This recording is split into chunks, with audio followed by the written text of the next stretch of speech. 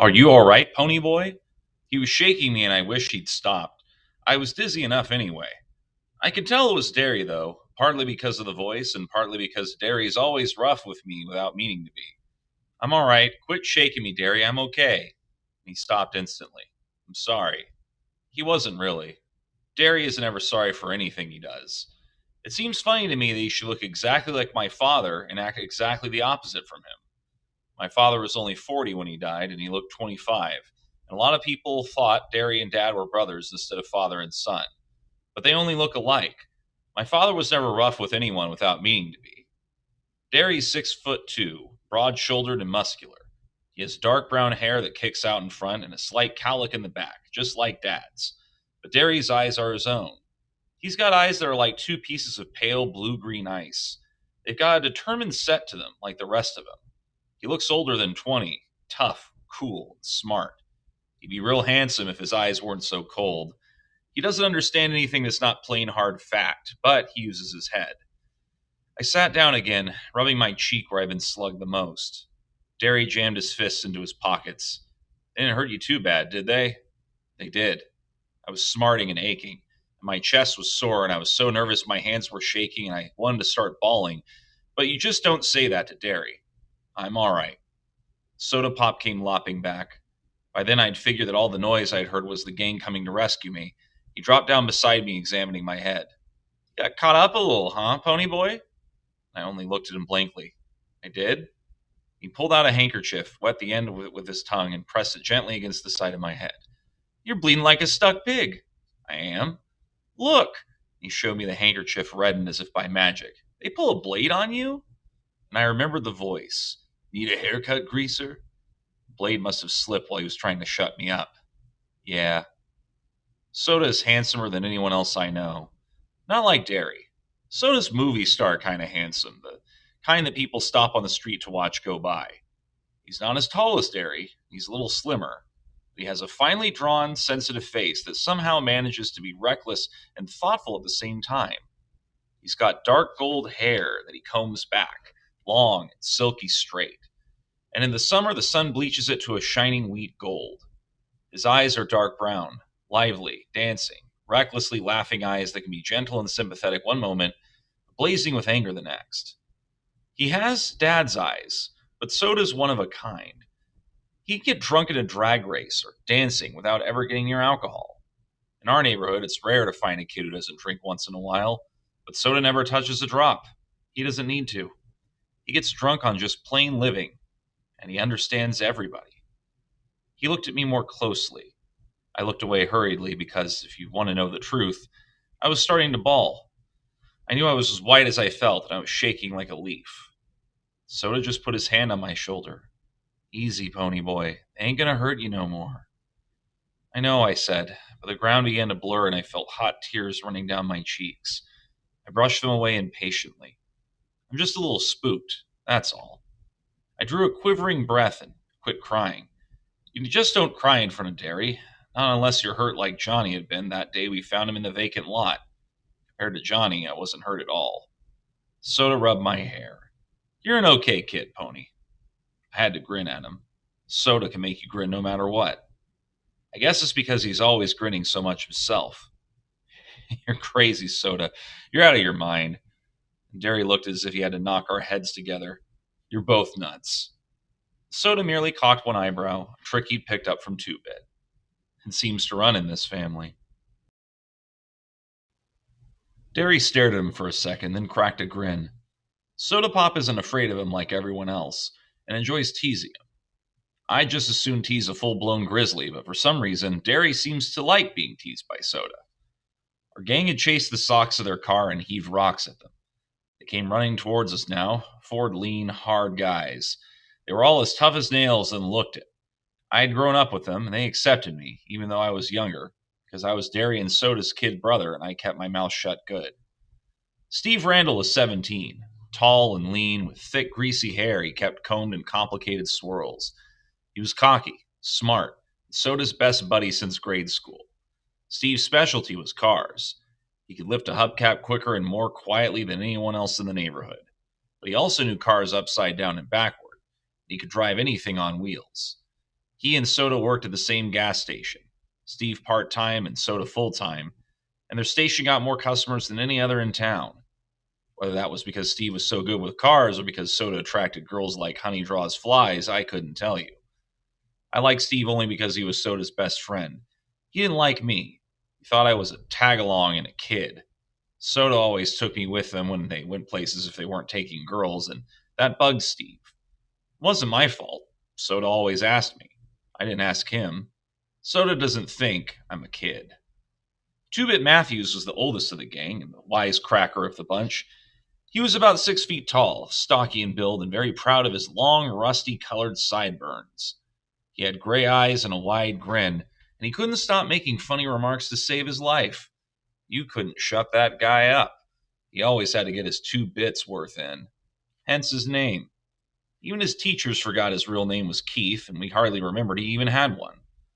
Life was one big joke to 2 Bit. He was famous for shoplifting and his black-handled switchblade, which he couldn't have acquired without his first talent, and he always was smarting off to the cops. He really couldn't help it. Everything he said was so irresistibly funny that he just had to let the police in on it to brighten up their dull lives. That's the way he explained it to me. He liked fights, blondes, and for some unfathomable reason, school. He was still a junior at 18 and a half. He never learned anything. He just went for kicks. I liked him real well because he kept us laughing at ourselves as well as at other things. He reminded me of Will Rogers. Maybe it was the grin. If I had to pick the real character of the gang, it would be Dallas Winston, Dally. I used to like to draw his picture when he was in a dangerous mood, for then I could get his personality down in a few lines. He had an elfish face with high cheekbones and a pointed chin, small, sharp animal teeth, and ears like a lynx. His hair was almost white, it was so blonde, and he didn't like haircuts or hair oil either, so it fell over his forehead in wisps and kicked out in the back in tufts and curled behind his ears and along the nape of his neck. His eyes were blue, blazing ice, cold with a hatred of the world. Dally had spent 3 years on the wild side of New York and been arrested at the age of 10. He was tougher than the rest of us, tougher, colder, and meaner. Shades of difference that separates a greaser from a hood wasn't present in Dally. He was as wild as the boys in downtown outfits, like Tim Shepard's gang. In New York, Dally blew off steam in gang fights, but here, organized gangs are rarities. Just small bunches of friends who stick together, and the warfare between the social classes. A rumble, when it's called, is usually born of a grudge fight, and the opponents just happen to bring their friends along. Oh, there are a few named gangs around, like the River Kings and the Tiber Street Tigers, but here in the Southwest, there's no gang rivalry. So Dally, even though he could get into a good fight sometimes, had no specific thing to hate. No rival gang, only socks. And you can't win against them no matter how hard you try, because they've got all the breaks, and even whipping them isn't going to change that fact. Maybe that's why Dallas was so bitter. He had quite a reputation. They have a file on him down at the police station. He'd been arrested, he got drunk, rode in rodeos, lied, cheated, stole, rolled drunks, jumped small kids, he did everything. I didn't like him. He was smart and you had to respect him. Johnny Cade was last and least of our gang. You can picture a little dark puppy that had been kicked too many times and is lost in a crowd of strangers, well, then you'll have Johnny.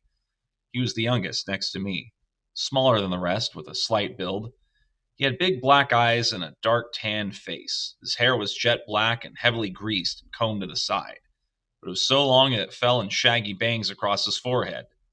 He had a nervous, suspicious look in his eyes, and that beating he got from the socks didn't really help matters. He was the gang's pet, everyone's kid brother. His father was always beating him up, and his mom ignored him, except when she hacked off at something, and then you could hear her yelling at him clear down at our house. I think he hated that worse than getting whipped, though. He would have run away 1,000,000 times if we hadn't been there. If it hadn't been for the gang, Johnny would never have known what love and affection are. I wiped my eyes hurriedly. Did you catch him? Nope. They got away this time. Dirty. 2-Bit went on cheerfully, calling the socks every name he could think of or make up. Kids okay? I'm okay. I tried to think of something to say. I'm usually pretty quiet around people, even the gang.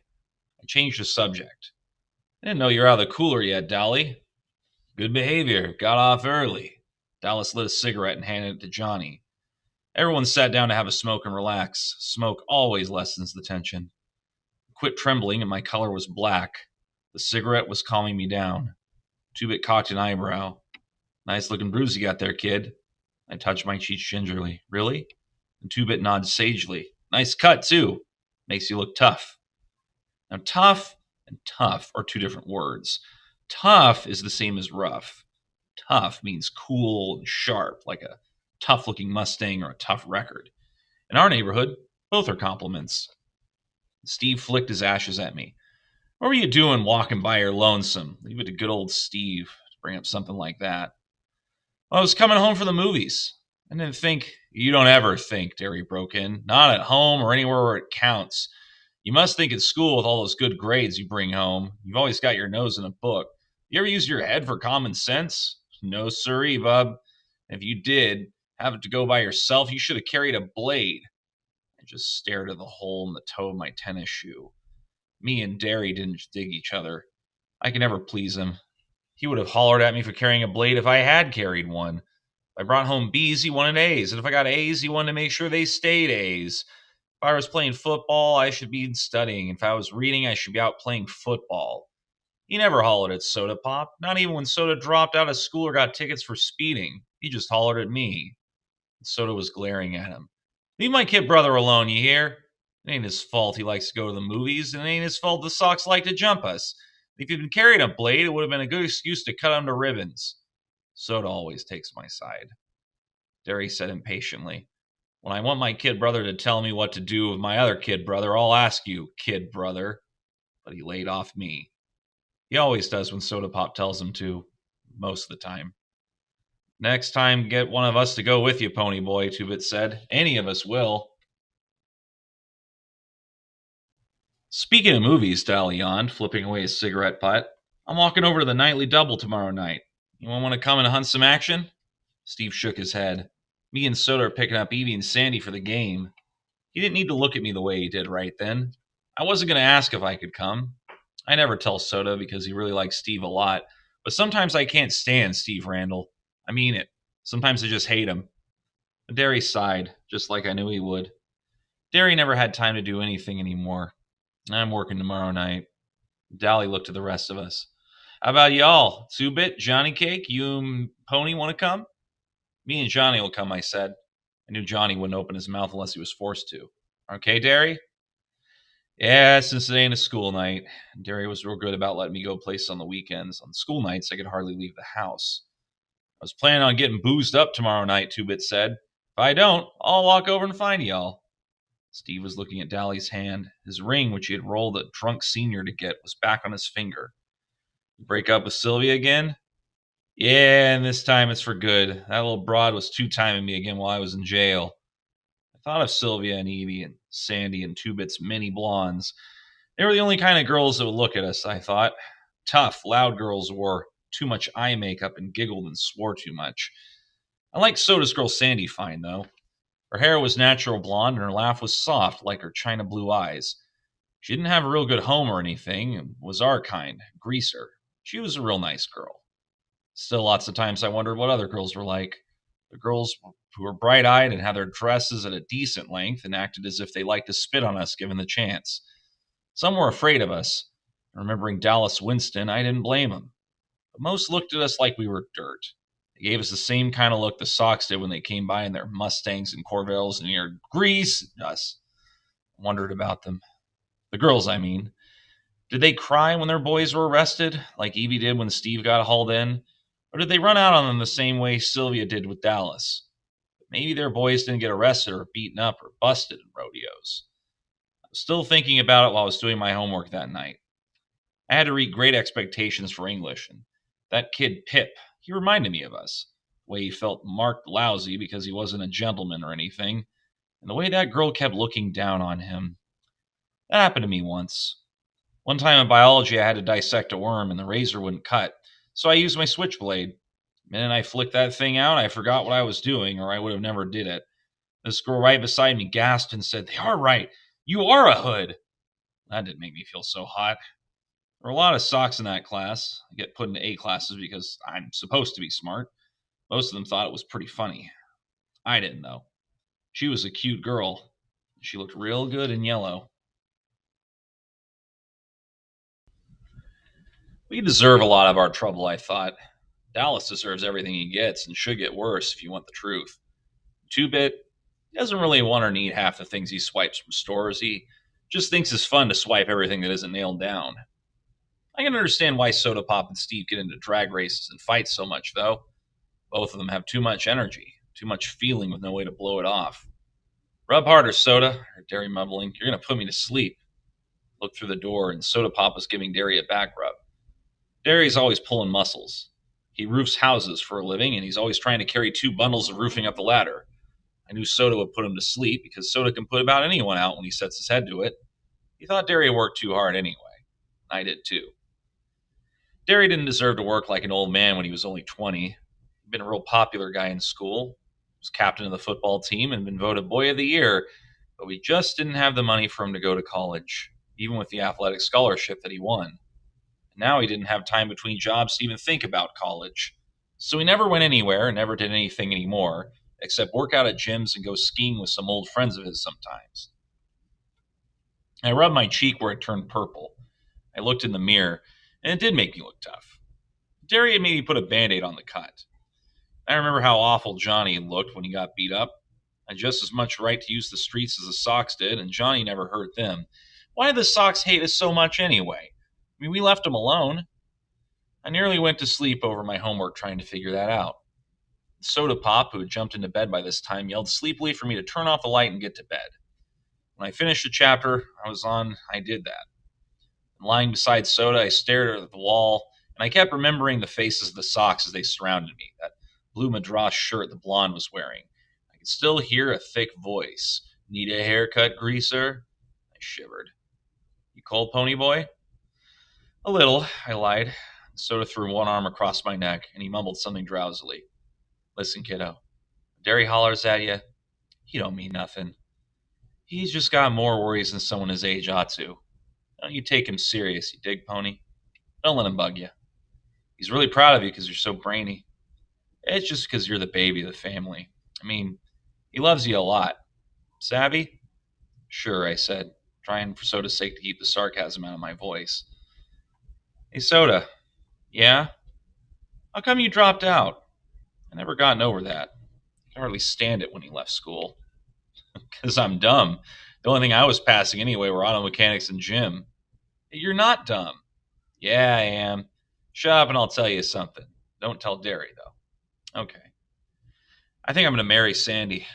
After she gets out of school and I get a better job and everything, I might wait till you get out of school, though, so I can still help Derry with the bills and stuff. Tough enough. Wait till I get out, though, so you can keep Derry off my back. Don't be like that, kid. I tell you don't mean half of what he says. You're in love with Sandy? What's it like? He sighed happily. It's real nice. In a moment, his breathing was light and regular. Turned my head to look at him in the moonlight. He looked like some Greek god that came down to earth. I wondered how he could stand being so handsome. And then I sighed. I didn't quite get what he meant about Derry, though. Derry thought I was just another mouth to feed and someone to holler at. Derry love me? I thought of those hard, pale eyes. And Soda was wrong for once, I thought. Derry doesn't love anyone or anything except maybe Soda. I didn't hardly think of him as being human. I don't care, I lied to myself. I don't care about him either. Soda's enough. I'd have him until I got out of school. I don't care about Derry, but I was still lying and I knew it. I lie to myself all the time, but I never believe